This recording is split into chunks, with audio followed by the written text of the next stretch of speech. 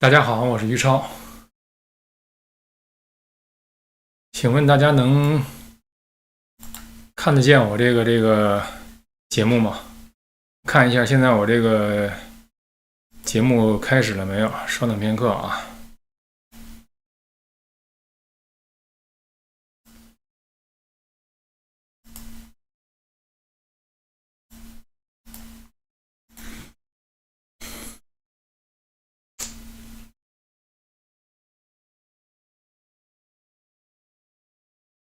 好嘞，开始了。我一方面看着这个留言，我也是坏东西。各位好啊，各位好。于玲玲你好 ，Christy 你好，G Dwayne 你好。嗯、我呢，因为开了这个新频道嘛，我就是自己在整理一份那个邮件列表。这样的话呢，我可以通过自己的这个电子邮箱给各位发信，和各位建立更加直接的这个联系。我呢，收集这个在不同的邮箱中曾经给我来信的这些人呢，他们的地址，逐渐整理出这么一个邮件列表。在收集这个地址的过程中我就读到了以前不少人给我来的信。我发现有的信的内容我完全忘记了，然后看了那个信呢，我才想起来有那些事儿。整个看了这些信以后，心情其实相当的压抑。那些信有的是从2019年给我的，也许有的更早一些。那么这里边呢有不同的这个几种人，然后他们给我的来信又引发我想起很多的事情，所以就想起这些事儿，让我心里现在难受的还在难受。我尽可能的就是 put me together， 让我自己这个能够稳定下来，然后说一说这些事儿。那个这些信里边有的人呢，就是硬拗这个道理，就是明明这个道理是错的，但他硬要把这个道理说成是对的。其实这样的人在现在法轮功修炼中有一大批人都是这样。包括我此前一起走过人生路的很多人都是这样，就是他们完全无视这个世间其实是有一个客观的对错的，那他们就是说只要师傅说的就是对的，他们甚至不管这个师傅说的话是不是和以前那个法轮大法修炼的一些基本原则是相符的，其实很多都是直接违反的。同时呢，其实也是和这个世界的它一个基本的认识到的这个对与错也是相反的。他们不管这个，他们硬把那个错误的事说成是对的，仅仅因为说师傅这么说了就是对的，你就应该闭嘴，你就应该别说。就是这么一些人，看着这些人，我其实心里特别的难受，非常的难受，因为就是我对我们这个群体的这整个群体，其实抱着长久的这个期望，我希望我们能够真正的实践出一些正确的道理，真正的这个给自己的人生也给这个世界带来不一样的一些东西。但是呢，他们现在的做法呢，和我所期望的完全是相反的，这是一种人。那么Joyce， 还有这个蓝色狮子和大白象，你好。那个我的声音还好吗？我的声音那个，然后另外一种人呢，也是我就是这些年来见的挺多的这些人。这些人呢，因为自己在法轮功里边所经历的这个伤害，然后看到的这些错误的这些实践然后他们就退出了这个法轮功修炼了。而退出法轮功修炼，他们不约而同的选择了一个呢，就是我什么都不说，我什么都不说。然后呢，我就问其中的一些人，我说你为什么什么都不说？他们呢，就是给出的理由呢，说那些人就不值得帮，就是法轮功里的这些人不值得帮，而且他们里边那个流传的一种称呼法轮功学员的这个方式呢，是管他们叫法轮大傻。其实我觉得这个是有一定侮辱性的但是他们为了就是发现内心的这种不满和轻蔑呀，就是用这种话来说他们此前的这个同修。我在问他们说那个为什么不公开的指出这些东西其实是不对的，这些东西和我们刚开始修炼所遵循的那些原则也是相反的。他们的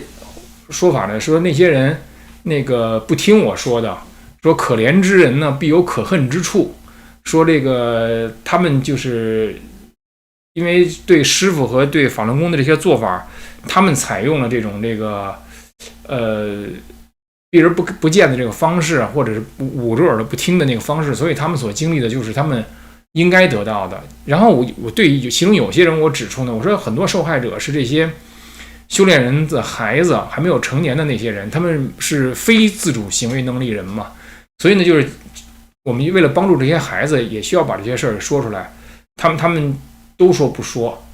然后呢，还说这可怜之人呐，必有可恨之处。然后呢，很多这样的人呢，他们还努力的把自己这个不说呀，给描述成一种，因为我站得高，看得通透，所以我才什么都不说。这些都没有必要说。于超，你介入这些冲突都是没有必要的。你把自己弄得一身骚吧，然后呢，那个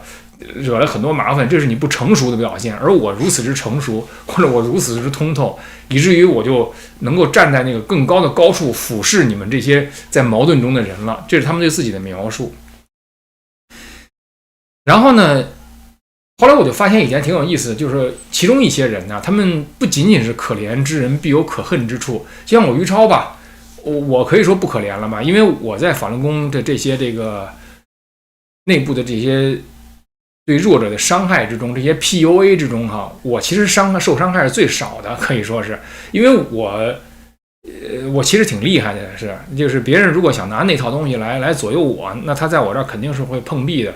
我所受的这些伤害，是因为我曾经对这个修炼以及对我周围的这个修炼群体抱有很高的期待，而这个期待落空了。我的伤害是来自这儿，而不是来自他们对我的什么 PUA 啊，或者是这种操纵啊，我还不在这个。那么按照他们的标准，我并不是可怜之人。那么可怜之人必有可恨之处这个说法呢，在我身上它就不太适合。但是很多刚才我说的这些人中也恨我。就像我此前在我节目中几次提到过的那个 Twitter 上面的那个程宪，程啊是乘坐的程，宪是现在的宪，还有一个 Happy Potato， 你们可以看一看他们的那个 Twitter， 你可以上网找一下 Happy 和 Potato 中间这个下滑杠，你们可以看到他们有很多骂我的这个帖子。他们骂我的原因是什么呢？他们骂我的原因呢，是因为在他们看来我还没有彻底的揭批李洪志，这是他们对我的期待。他们认为我没有揭批李洪志呢，就说明我还在替这个师傅涂脂抹粉，我还在替法轮功涂脂抹粉，因此我是比李洪志更可恶的人，你知道吗？所以呢，就是说他们不但是那个，就是说可怜之人必有可恨之处，我这不可怜的人呢，也有可恨之处，所以他们对整个外部世界和他们意见不一样的，全都是恨，你知道吗？而且我觉得这样的人，其实无论他练法轮功也好，不练法轮功也好，他们这个本身的这种特质是非常明显的。就是和自己意见不同的这个人是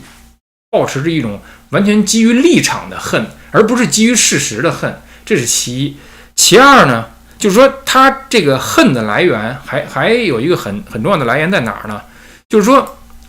他自己有个想法啊，他自己不去做，他要求别人去做，而别人如果不按照他想法去做，他就开始恨这个人了。像程宪或者刚才我说那 Happy Potato 对我就是这样。他认为于超，你既然有这个谈话平台，那么你应该按照我们的意思去说法轮功是如何不好。而你如果还说，比如说99年之前法轮功的实践是帮助了很多人，其实不仅仅是99年之前，就到现在为止，按照转法轮去修炼，还能有很好的这个心性上的提升和身体的变化。我知道这样的案例是很多的。那么他们认为呢，我应该彻底把法轮功批倒批臭。那么在这种情况下呢，我没有这么说，他们就刻骨的恨我，你知道吗？这个其实是一个特别挺耐人寻味的事情，因为这种事情我在推特上观察呀是非常普遍的。就比如说有一个人吧，那个人的名字叫什么呀？好像叫小民之心，我不知道我是不是记对了。他就提到川普，他说川普在乌克兰还要在一个什么事情上啊，这个川普的态度吧，让他很不满意，然后他呢就此就对川普非常反感啊什么的。就是这些人都有一个特点是什么呢？就是说他对这个世界有一个看法，他对这个世界的正和邪、正义与邪恶有一个自己的看法。那么他就要求这个世界上，比如说像川普那样的人，或者呈现或者 Happy Potato， 他就要求我这个在自媒体这儿，有我的发声平台的这个人，按照他的意思去行为做事儿。台湾人对这样的人呢，有一个说法叫己愿他利。己啊是自己的己，愿是愿望的愿，他是他人的他，力是力量的力，就是自己的愿望，他要求别人用别人的力量去实现。我觉得这个词儿呢，就是比较文绉绉的，比较拗口，但是呢，还是能比较精确的描述就刚才我说的那些人的那个特征，就是他们自己什么都不做，但是呢，他认为自己有这样的这个道德的这种那个评判资格去评判别人是好是坏。其实我在以前的节目中，我就直接的回答过 Happy Potato， 他质疑我为什么不谈法轮功里边这些不吃药然后早早去世的人。我说你谈及他人的这个医疗信息是要负法律责任的，在美国。我说如果你要谈的话，你可以谈，因为这是你付出代价。你现在是要把一个付出代价的事要求别人去干，而别人如果不干的话，你又恨这个人。其实我个人认为啊，他们的恨大99%来自于什么呢？他们实际上是恨自己的无能，但他们自己对自己的反省不够，他们看不到自己的愤怒的来源，是因为深深的恨自己的无能。像这种情况出现在很多一代又一代的人身上。其实很多父母要求孩子那么去上这个班那个班什么的，其实里边都有大量的恨自己无能的这个高浓度的就是自我仇恨，其实是。但是自我仇恨呢，他又不愿意这么伤害自己，他就挑选在自己这个人际关系中最弱的那个，和他有血缘关系又逃不开他的那个子女，然后把这种仇恨呢投射到他子女身上，然后就出现了种种的这种悲剧。其实这都是自我仇恨带来的，因为自己无能，因为自己的缺憾，然后开始折磨身边的人。实际上你会看到中国人这个群体里大量的就是这种人，就是自己没有能力，自己也不愿意付出，自己也不敢去说，然后呢再去衡量这个世界的时候呢，他就把自己的怯懦和畏缩呀刷上一层，我是多么通透，我是多么就是高屋建瓴，因此呢我就有这种什么都不做的特权。而你呢，你因为你做了嘛，所以你在这儿做的不对，你在那儿做的不对，我知道什么是对，我就上嘴皮碰下嘴皮说，然后我就是站在这个道德这个什么上面了。其实这个我观察这些情况已经观察很久了。我觉得像文昭啊、张天亮啊，全是这一类的人，你知道吗？你看张天亮在那个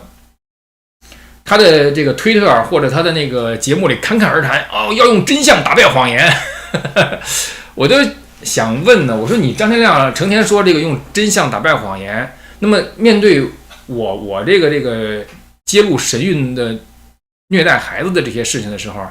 你怎么不用真相打败谎言呢？你法轮功整个群体为什么不用真相打败谎言呢？师傅的那个神韵的那些爪牙们为什么向 FBI 或者国土安全部捏造这个什么我要做恐怖袭击这个事儿来欺骗美国联邦执法部门呢？他就不谈这个事儿，他说的话是完全和自己所作所为行为相反的，而且他还在那儿能道貌岸然的这么说。所以就是华人的里边的这些所谓的这些大 V 啊、意见领袖啊，如果你看到他的骨子里去啊，很多都是刚才我说的，就是这种怎么说呢？给这个怯懦和这个畏缩刷上金漆，然后呢，因为这个己愿他利而不得，去向外界投射仇恨的这些人，你知道吗？很多是这种人。所以呢，就是说那个，我觉得行动是特别重要的。就是你认为一些东西对，那么你就要去做。我就在和这些就是离开法轮功的这些人去交谈，他们有的是那个在法轮功里就是这个很早很早就开始修炼法轮功，而且自己也付出了很多，然后最终就认识到法轮功的这个整个的这个实践呢，整个的实践到现在是长时间的害人的这么一些实践。就这些人认识到了以后呢，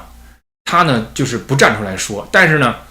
他们有的人就是发那个短信呢，给他以前相识的人大骂法轮功，大骂师傅，包括就是我听说呀，是在这个。反正就是这样的人是很多的，包括在前这个神韵演员的那个群体里也是，他们互相之间这个就是流利的，就是在骂这个师傅、骂法轮功的过程中呢，他们认为自己这已经是实践了这个勇敢和实践了走出法轮功了。但只要稍微一说那个，就是我们是不是要在公共场合说，那马上就表现出一种就是说这个不屑一顾，我才不说这个事儿呢，我早就不，他们管这个法轮功啊这个群体啊。叫做粪坑，我特别注意到这一点。前神韵演员不少是管这个法轮功群体叫粪坑，还有呢，就是我以前曾经为法轮功付出很多的这些佛学会负责人，他们现在在提及法轮功的时候，也是称之为粪坑。而这两个群体，他们实际上没有什么交集，然后他们就是用自己脑子里能想到的最肮脏的就是这种词语去描绘它，而不愿意在公共场合去谈论这个事情。但是我觉得这个其实是一个公共的这个事物，这也是一个公共的悲剧，可以说是。那么我就觉得呢，就是说行动是非常重要的。然后呢，你没有行动呢，它有好几种这个类型，有的呢是把自己刷成这个金漆，还有的呢是以一种就是说，哎，你看我是完全的闲云野鹤，我完全的那个就是不去那个什么，不去那个就是追求个人名利，然后我付出了很多，认为我这个就可能是一个比较好的做法了哈。可是实际上我觉得这个未必是一个人生最好的选择。就是我之所以被很多人知道，是因为王志安先生的这个节目啊，他提到了我。而王志安先生这个节目提到我的时候呢，他的一个叙事是什么呢？说是这个因为法轮功内讧啊，这个分赃不均，然后呢就是这个前这个法轮功这个干将吧，这个在师傅身边鞍前马后的于超哈，这其实我没有鞍前马后，我也不是因为分赃不均，这我在以前的节目中已经详细阐述过了。这是他的那个一个叙述。但是在整个叙述中呢，我在后来的回应之中啊，就是提出了一些问题，就是法轮功在这些自媒体人起来之前，也就是2018年以文昭为最突出的代表的这些自媒体人起来之前，他的这个资金来源是哪儿？当然了，就是我在我的节目中提出一些猜想，也有一些人呢在节目下面留言，说了一些说台湾的台湾的这个学员呢给了不少资金的这个资助。我也有一些调查，这个资助都是上千万美元级别的。文昭他那边那个能给的我觉得10万美元级别吧，所以完全不是一个数量级，我觉得至少差2个数量级这样的级别。然后实际上我最近又做了一些这个小小的调查，等会儿我看一下大家留言啊。声音很好，好的，我拿一点水吧。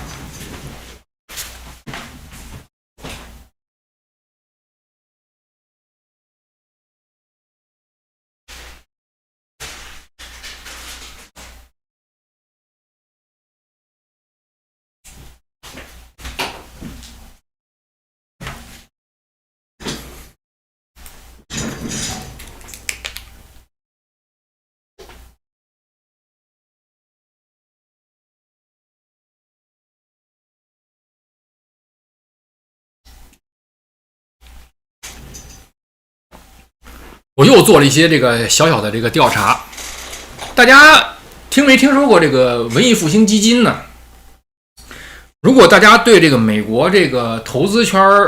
稍有了解的话吧，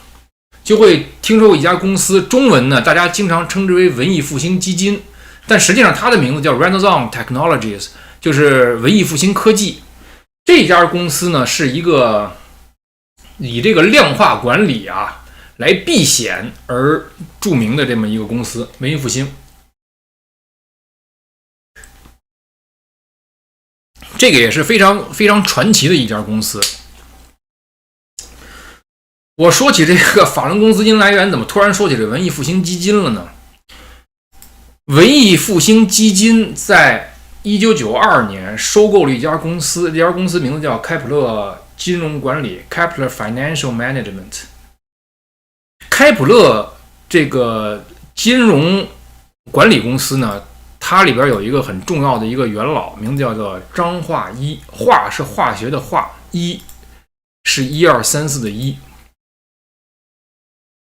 那么这位张化一先生呢，现在已经去世了，2021年去世的，享年65岁。他就是一个法轮功学员，在早先呢，就是这个新唐人他们刚起来的时候，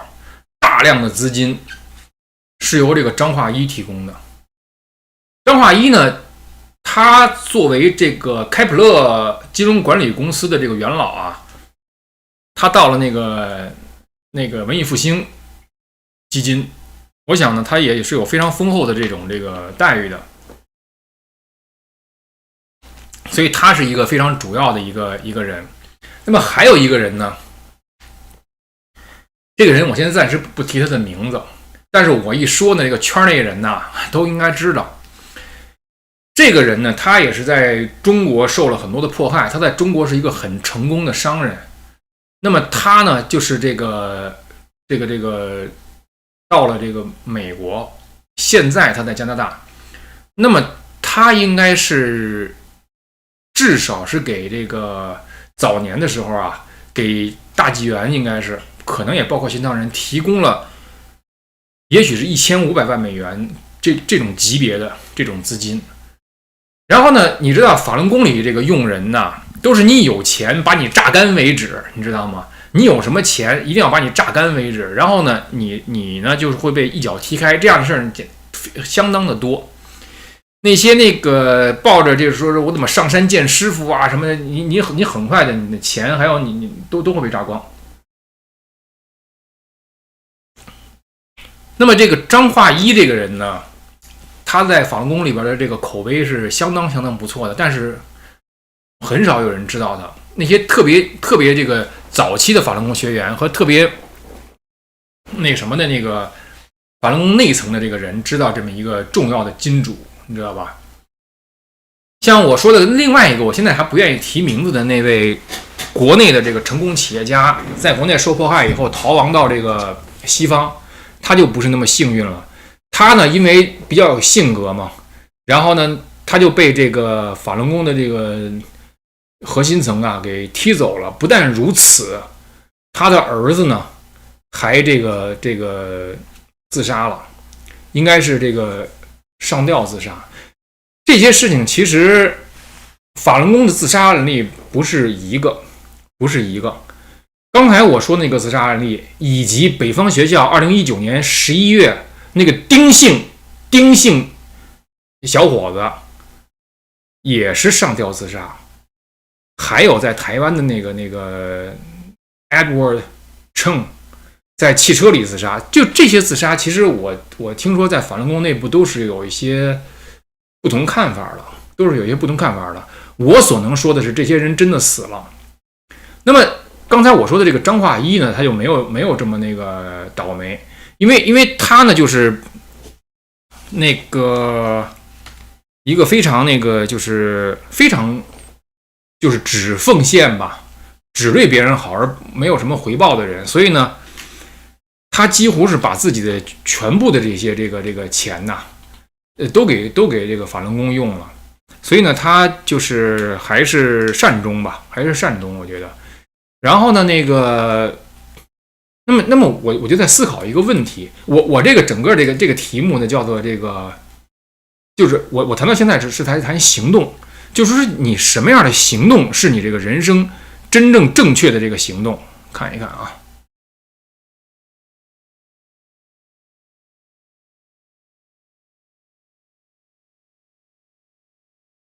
什么样的行动是这个人生这个正确的行动。其实比如说假如是我是有张化一那样的这个钱呐，或者是那个这种那什么吧，这种付出，我看到现在法轮功现在的这个样子，就是留在里边的人呢是硬拗这个道理，把错的给说成对的，然后呢那些曾经做出过很多贡献受了很多伤害的人呢，然后带着恨的这个心呢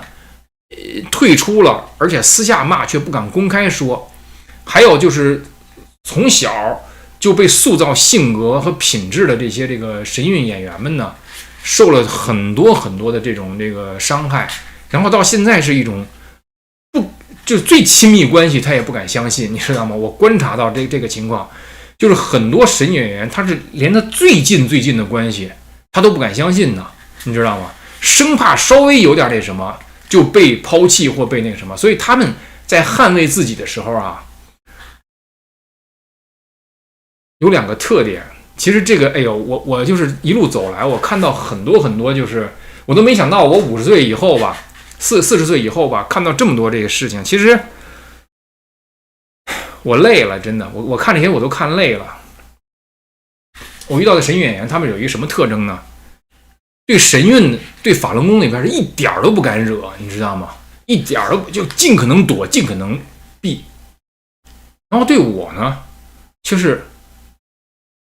是没有任何那个这种害怕心的这种去责备。比如说我就以前提到有一个人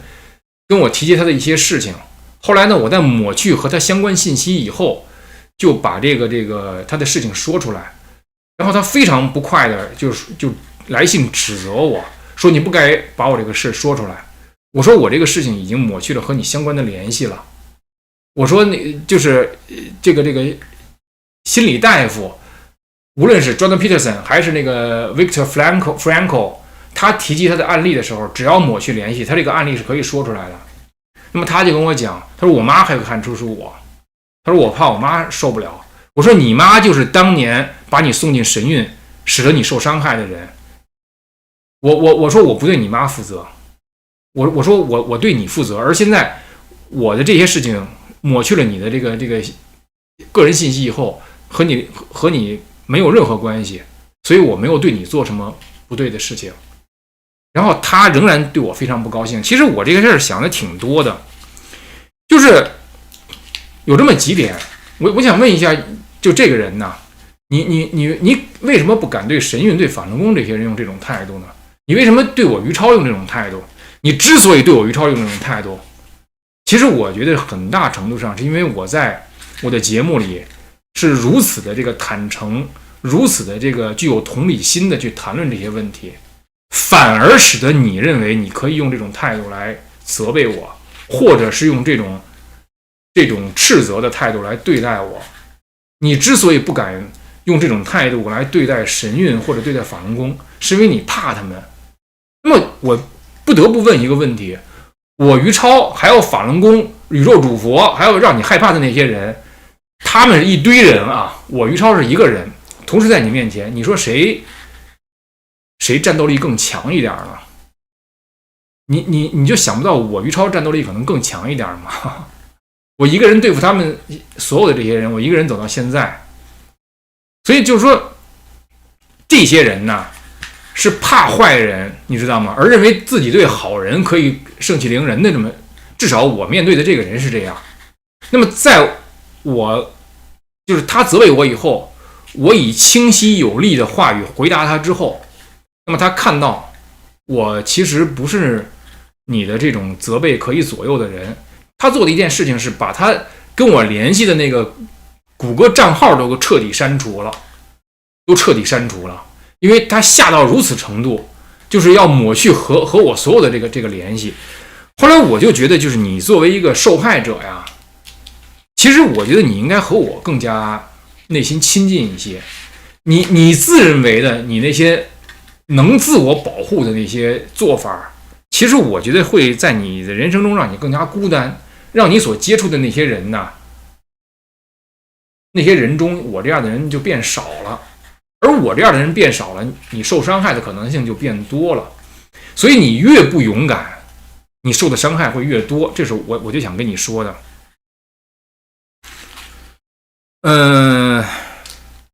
所以我见到了很多这个人性啊，在这样的这个由于从小的塑造和伤害啊，他们现在所做的一些取舍和选择。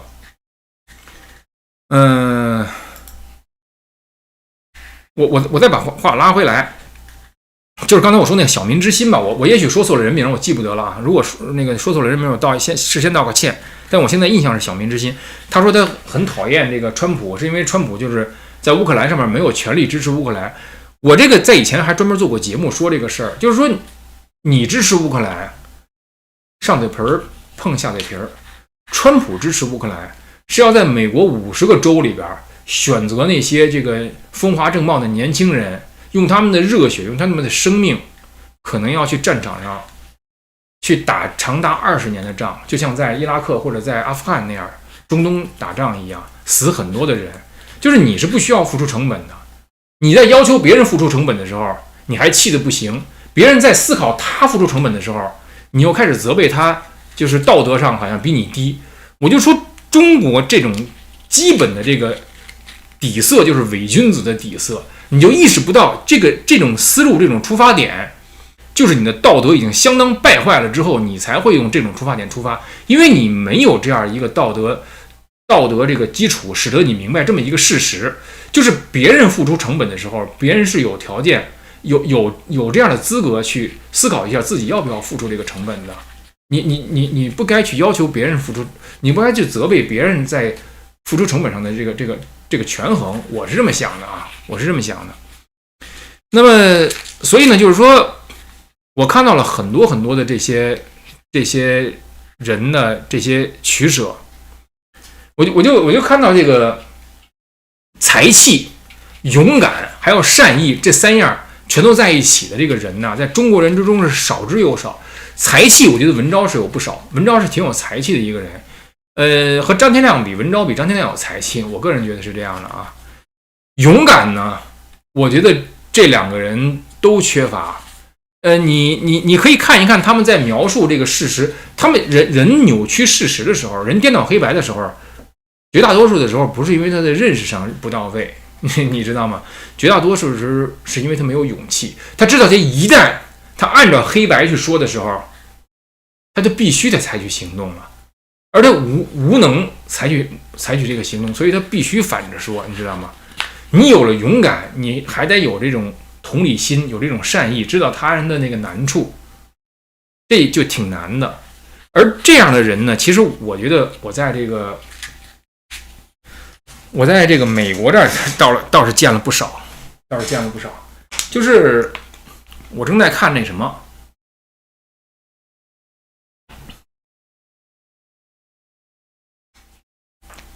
我正在看一本书，叫《杠铃处方》。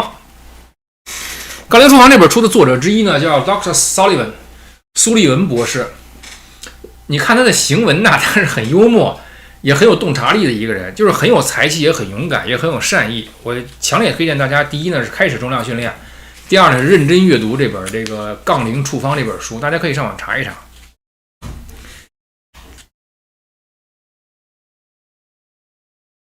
稍微等一会儿啊。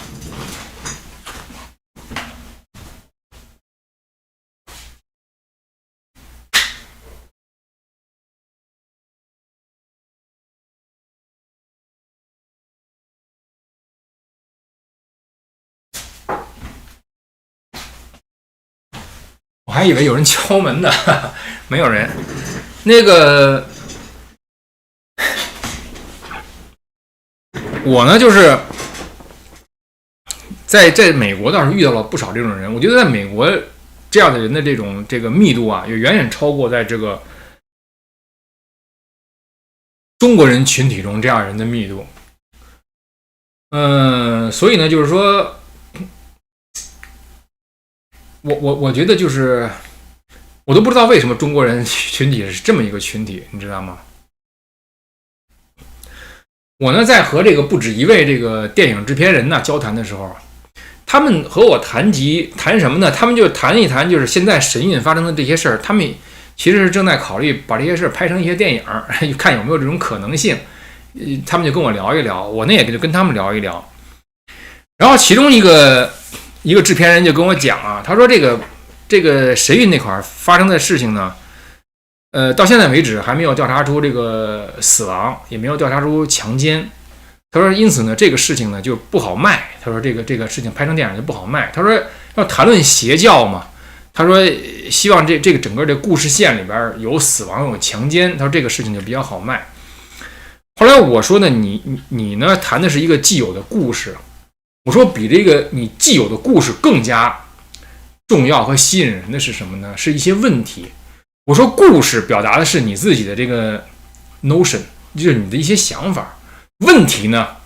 它却和现实 reality 是贴近的，所以故事是 notion，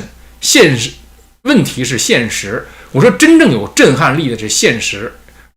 是提出那些高质量的问题。我说实际上在这个，我说你说神韵这块啊，没有死亡，没有这个强奸，至少现在还没有调查到这样的案例。我说但是呢。等一会儿啊，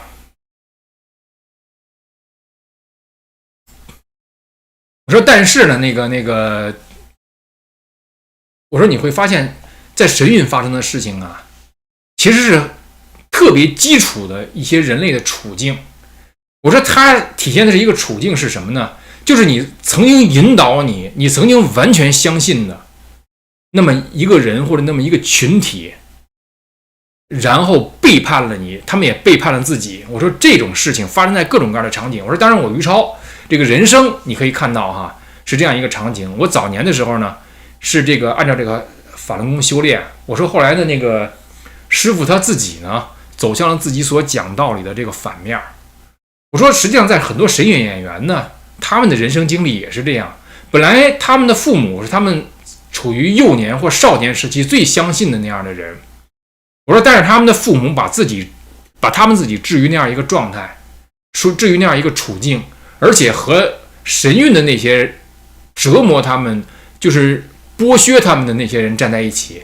很多神韵演员到现在都不敢告诉自己父母当时在神韵发生了什么。第一个，他们自己说啊，我爸妈根本就不相信，跟他们说，他们也说啊，不会吧，怎么会这样呢？那些老师是为了你好什么的，他会这么说。他说其次呢，是为了担心他自己的父母知道这个情况以后彻底崩溃，你知道吗？其实这个也是软弱的人和内心，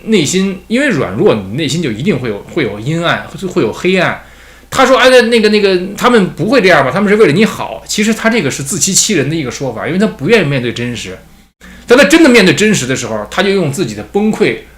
来，第一向自己证明，你看我还是爱孩子的，我都崩溃了，说明我爱孩子。第二呢，有意无意的也要挟你，使得这个真实永远都无法在你们之间作为一个话题摆在桌面上谈。而你们这的关系，如果不是基于真实，你们的关系一定就不够真实，你知道吗？也就含金量就比较低。所以他们就是一代一代的在这个亲子之间建立的就是这种关系。然后他们还很惊讶的问：“哎呦，我的孩子怎么会变成这样？哎，我怎么会这样？你怎么会这样？你站在镜子面前，看着镜子里的那个人的眼睛看3分钟，你就应该已经明白了，不是吗？”所以人总是喜欢自我欺骗，就是。那么我刚才怎么说到这儿来了哈？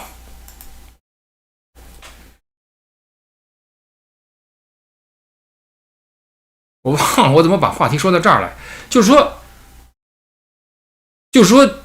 人们在这个整个的这个过程中难以深入的去看待自己的内心。然后对了，我就是说我和那个导演去谈，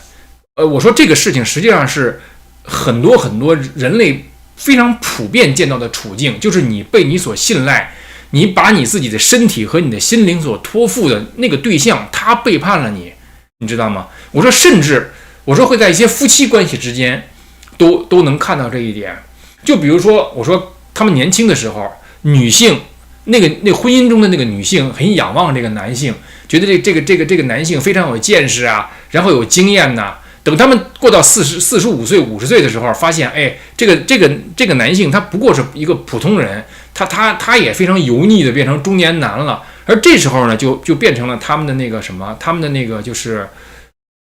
一个重大的这个危机了。实际上，我就觉得这个人呐，你如果不努力成长的话，你就是在背叛你自己，背叛整个世界，你知道吗？所以呢，我以前做过一期节目，就是你不为这个世界所做的一切都会报应到你身上。其实现在我准备再从另外一个角度去谈这个问题，就是说我说神韵发生的事情，以及整个法轮功群体发生的事情，我说其实是一些非常普遍的人类既有困境的这个体现，就是你被你所信任的那个人所背叛，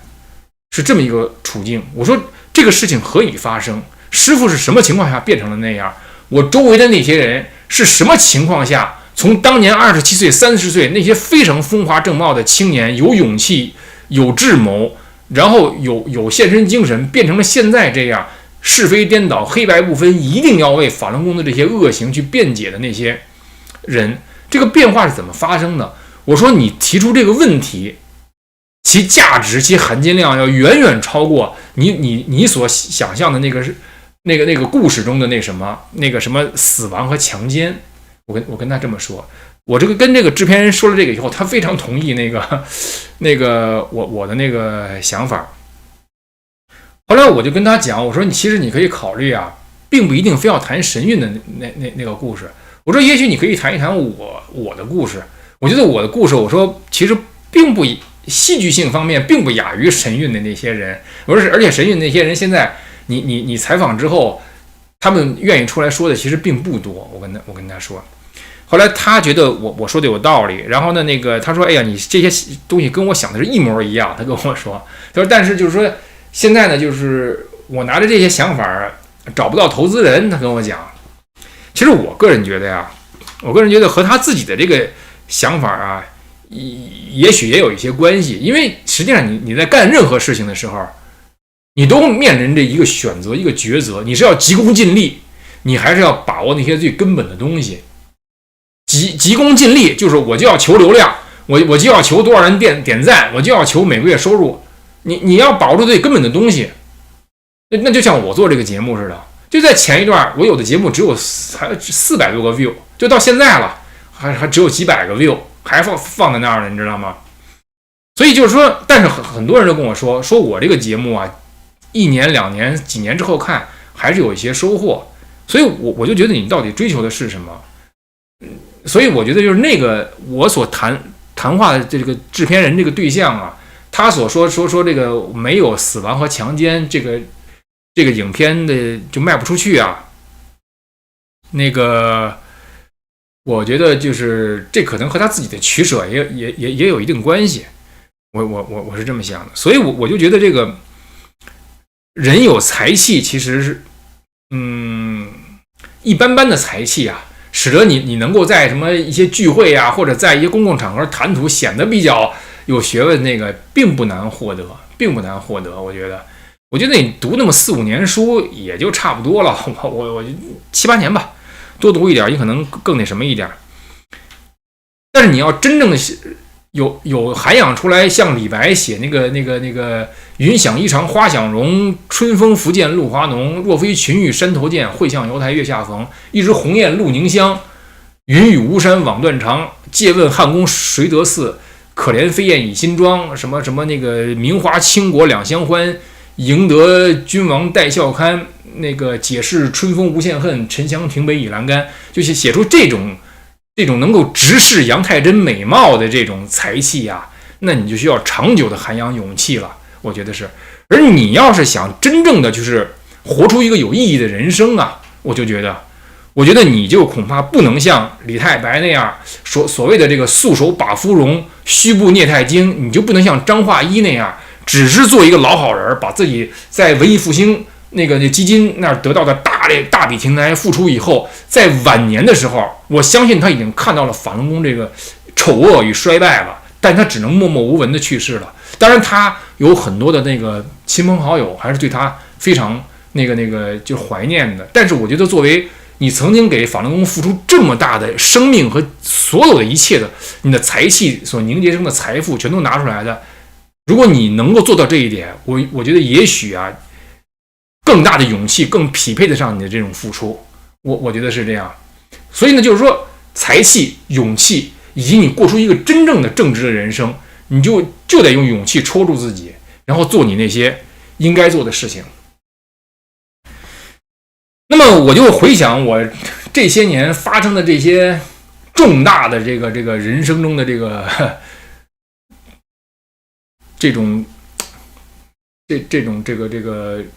种叫什么冲突吧。这个和共产党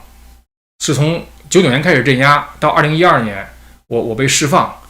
，10几年的这个冲突。然后呢，来到国外，发现这个法轮功这个实践上的这个完全走向了它道理的反面，以及神韵内部对这个未成年人所做的种种黑幕，我去揭露这个，以及现在我在麻省这块所遇到的，因为这个宇宙主佛他的极其爪牙呀，捏造虚假陈述，欺骗美国联邦执法机构，给我带来的这个枪支方面的法律麻烦，我可以把这3段去梳理一下。我就发现它这有一个特征，什么特征呢？就是想当初我在清华练功点的时候啊，我不是一个传统意义上的这个非常循规蹈矩的这么一个修炼人。其实是我平常时常就是不能够准时起来练功，我学法有的时候也不是很努力去学。总之呢，就是我很散漫。以前我在那个肖明拍的那个片子叫那个《我们的故事》里边，也说我自己啊是个闲云野鹤，也不是什么那个就是好好学习的这么一个人。然后呢，这个镇压开始了以后呢，我却怎么说呢？反正我就变成了这个在第一线冲突的这个人了。我找到了这个加密手段，我培训了这个法轮功的这些情报种子，一定程度上建立了这个情报网，和国外法轮功建立了联系，帮助国外记者在华采访，把这个暴露出去。回头看来，这些东西都是非常重要的一些事情。所以呢，我以一个就是稍稍带一点这个，就是封神榜所谓西昆仑散人路压的这种风格，你知道吗？就是不是体系内，不是编制内的这些人，这样的一个身份进来参与了这么一场极其激烈和艰苦的战争，你知道吗？然后到了国外以后呢，就是最近我不是见了不止一位的这个电影制片人嘛，其中另外一个制片人就问我，就说你来到国外以后上过山没有？我说没有。去过龙泉寺没有？没有。你是不是师傅身边的人？不是。你参与过法轮功重要项目的没有？也没有。你拿过法轮功的钱没有？也没有。他就说你什么都没有，你怎么能折腾出这么大动静来？所以他的思路还是王志安的那个，就是说法轮功骨干分赃不均反水这么一个思路，你知道吗？他就理解不了啊，就是完全作为一个圈外人，一下就空降到就卷起这种台风式的这个漩涡，我就在漩涡中心，他就不知道一个局外人为什么能卷起这种飓风，他不理解这一点，他就问我这一串问题问了2遍。他说你没有上过山，我说我没有上过山。他就说这个 Master 李就是李师傅召见过你没有？我说没有。他说你做出这么大贡献，应该是把你当成英雄的。我说你不知道，我说在龙泉寺那块儿，一个是你带着钱上去，一个是你能糊弄下边的人，把这下边的人糊弄的就是两眼就是发直，就听你的。其他的人都不算数，要么你会那个收拾钱，要么你会收拾人。像我这样的，那都是因为这个在业力大才在中国才那是。师傅最新经文不是已经说了吗？是不欠你们的，我宇宙主佛不欠你们的，是不是？所以呢，就是这个到现在这个制片人他都没太理解，不知道为什么我作为一个局外人呢，就是在他眼中的局外人去这个折腾出这么大的事儿来。然后我在麻省这边呢，就是今天是礼拜五嘛，今天是那个我们那个应该是这个地区检察官要求我接受这个认罪协议的这个应该是最后一天了，应该是最后一天。然后我呢还在考虑这个，我有可能不接受这个认罪协议，就是说他用3项刑事罪名起诉我，其中一个刑事罪名呢是非法持有这个大容量弹夹，仅此一项罪名呢，它的刑期是2年半到10年。他们这个地区检察官就讲呢，说这个我们可以把你这个罪名缩减成 reduce， 缩减成非法持有武器，它就不是2年到10年了。但是3项罪名加起来呢，你呢要在这个州内的这个教养院呢做18个月监狱，做18个月教养院其实也是监狱，而且是重罪。你出来以后你就是重罪犯。在教养院做监狱呢，按照美国一般的来说呀，你可以积攒这个叫做这个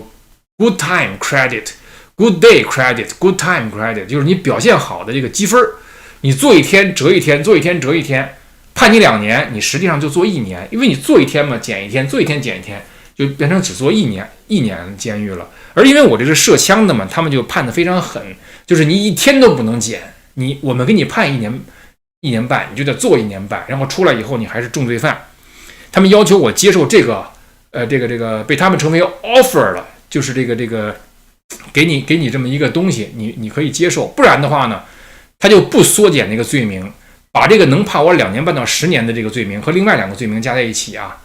给拿到那个更高级的法院去判我。实际上就是他在一个地区级法院那个罪名缩减了以后，这3项罪名呢都可以用轻罪判，但他们认为呢，我涉及到这个枪了，他们就要用最重的这个罪名去判我。其实我是存在一些问题的，因为这个法律嘛，就是有一个判刑的范畴，就是这个3个刑，假如都能用轻罪判，就是持有大容量弹夹，他不用这个罪名起诉我了，他缩减成持有非法持有武器，都可以用轻罪判。然后你选择不用轻罪判我，那我就问一个问题了，那在你的这种司法实践之中什么样的场景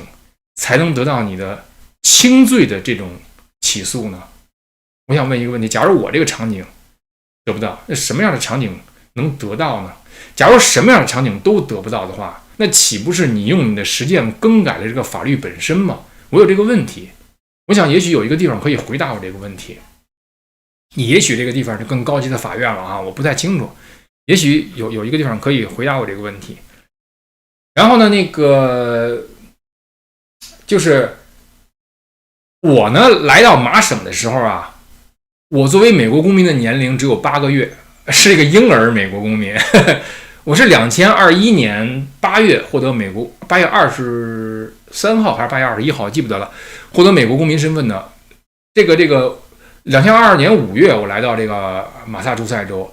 我的确对这个州与州之间的枪支法律不了解。那么所以呢，就是说我来到麻省这块呢，也是这个作为一个完全的这个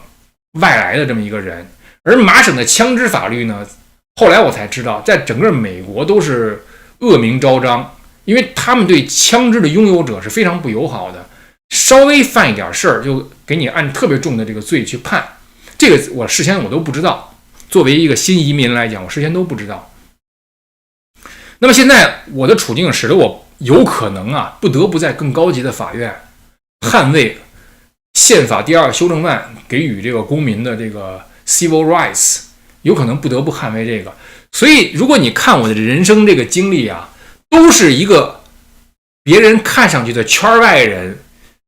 进入到非常艰难的这个战争的核心所在，你知道吗？对抗中共是这样，在这个法轮功群体里也是这样，然后呢，在麻省这块也是这样。我作为一个完全的新移民，我作为麻省的新的这个居民，然后现在有可能和麻省的这个州政府直接在法庭上面对面，然后呢，我有可能指出他的这个麻省枪支法规违宪，我有可能指出这一点，是不是这一点我有待于法官来告诉我。我冒着可能被判更重刑的这个风险，换取这一个获得法律知识的机会。所以我的人生这3段啊，有着非常相似的部分，就是圈外人进入了猛烈风暴的这个中心。那么到底是不是圈外人呢？我觉得之所以我看上去作为圈外人，却进入了如此猛烈的这个冲突的特别的这种核心呢，在于我对于那个真理啊，对于正义，它是不是足够敏锐、敏感，和是不是有足够的这个意志和力量去把持那个我认为对的东西。如果你有那样的意愿去把持，不管你是圈外人还是圈内人，你就已经在风暴的中心了。因为从古到今，那个你把持正义的那个点就是风暴的最中心。所以很多那个人呢，他就是在谈这个说，我看得更通透，我站得更高，看得更远，或者是那个你这些都不值得，而我这个不值得。那我想问问，你认为值得的是什么呢？你认为值得的这个人生，是不是就是在你这个挣一些工资，交一些水电费，交完税，然后发一些信息，就是大骂法轮功和师傅，然后那个就认为这样已经是实践了自己人生的正义了呢？所以我就想到一首诗啊，叫做妖狐修纵义，六合正高迁。就是今天我这个节目六合正高迁。合呀，合就是隔离的隔的右半边放在左边，然后右边加上个羽毛的羽，这个字念合。合是什么意思呢？你见过鹰吧？鹰翅膀伸直了以后呢，翅膀的尖端呢有3条非常又长又大的羽毛。鹰长时间的在空中，它不用振翅，它就是翅膀，因为它翅膀非常有力，可以被那个气流所托起，它就能在天空中盘旋。所以一般用六合，这边3个，那边3个，6个这样的那个又宽又大又长的这个羽毛，来描述这个鹰的矫健盘旋的这个英姿。六合正高迁，迁就是高高的飞的样子。妖狐就是说那些在地上那个鼠窃狗偷的这个狐狸啊。纵意就是自我放纵，然后为所欲为。你不要为所欲为，因为天空中正有雄鹰在那盘旋，随时都下来一爪子把你给抓起来。我就觉得这个就是正义和邪恶之间的这么一个很形象的这么一个比喻。那些为所欲为做邪恶事情的人，以为自己的事情不会有什么结果，无论是共产党还是宇宙主佛，还是宇宙主佛的爪牙，你以为这些事情不会有后果。六合正高迁，鹰就在天上盘旋。所以我就觉得圈外圈内，你说那个鹰和地上的狐狸是一个圈吗？不是，但是它真的会像闪电一样下来，用有力的爪子把你的狐狸给抓起来，是这样的。实际上就是怎么说呢？我就是想起这些事情哈，我就觉得每个人他都可以有更好的一个选择。我就希望这些就是在那个人生中啊，已经是在你年轻的这个就走进大法修炼，你本来是希望就是按照真善忍去修，你看看现在自己的做法到底是不是和当年自己的想法其实是已经有了分歧了。我觉得什么时候都是一个那个改弦更张的这么一个时刻，什么时候都不晚。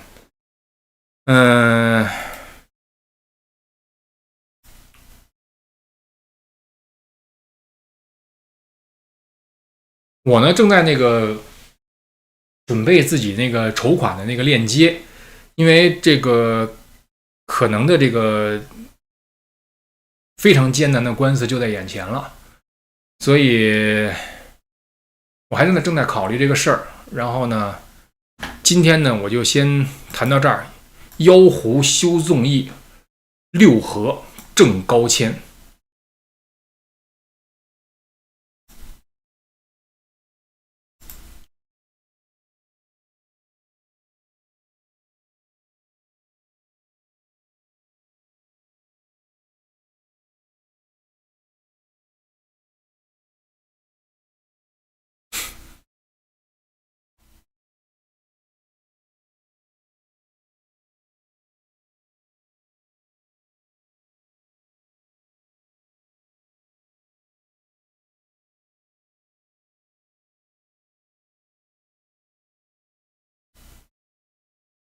哦，对了，还有个事儿就是说，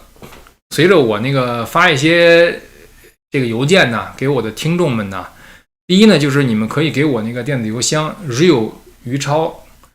@gmail.com 发信，这样的话呢，我有了你的电子邮件呢，我呢就是至少是我平常通知的时候可以通知你一下，然后呢，那个也许有的时候我有什么感想，我也可以给大家发信。如果你不希望我那个给你发信，你给我回信，就是说你把我从你的邮件列表里去掉，我就会给你去掉。然后呢，有的人给我写信，我也很感谢，但是这个最近一段时间实在是压力太大了，那个我还得去和不同的人去谈我的案子呀，然后各方面的事情吧，所以我有的时候回信不及时，也请大家多多包涵。那我今天的节目先做到这儿，谢谢各位，我们下次再见。